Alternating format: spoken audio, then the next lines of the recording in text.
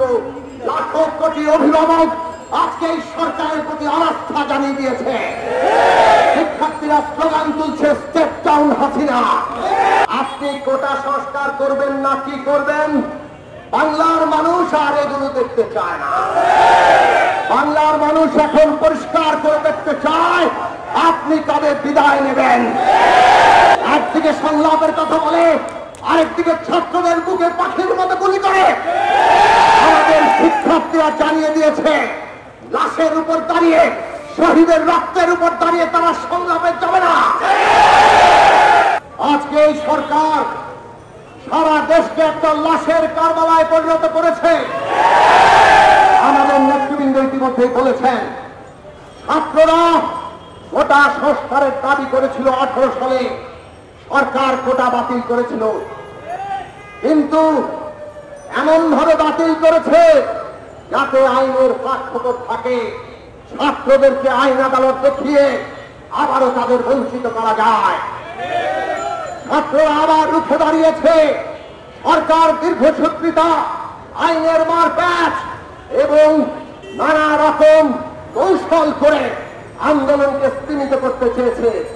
ছাত্ররা রুখে দাঁড়ানোর পরে তারপরে তারা আন্দোলনকে তাদের লেঠেল বাহিনী, তাদের গুন্ডা বাহিনী, তাদের পুলিশ বাহিনী এই সব দিয়ে আর ওই তাদের পুরনো যুক্তি, আন্দোলন করছে রাজাকাররা, এইভাবে তারা ছাত্রদের অপমানিত করে আজকে তারা সমস্ত আন্দোলনের উপর ঝাঁপিয়ে পড়েছে।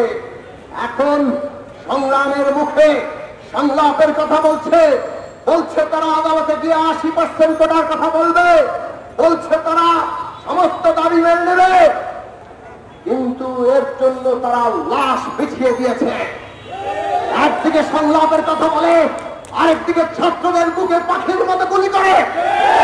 আমাদের শিক্ষার্থীরা জানিয়ে দিয়েছে, লাশের উপর দাঁড়িয়ে, শহীদের রক্তের উপর দাঁড়িয়ে তারা সংলাপে যাবে না। বন্ধুরা আমার, আজকে পরিষ্কার করে আমরা বলতে চাই, আপনি কোটা সংস্কার করবেন না কি করবেন, বাংলার মানুষ আর এগুলো দেখতে চায় না।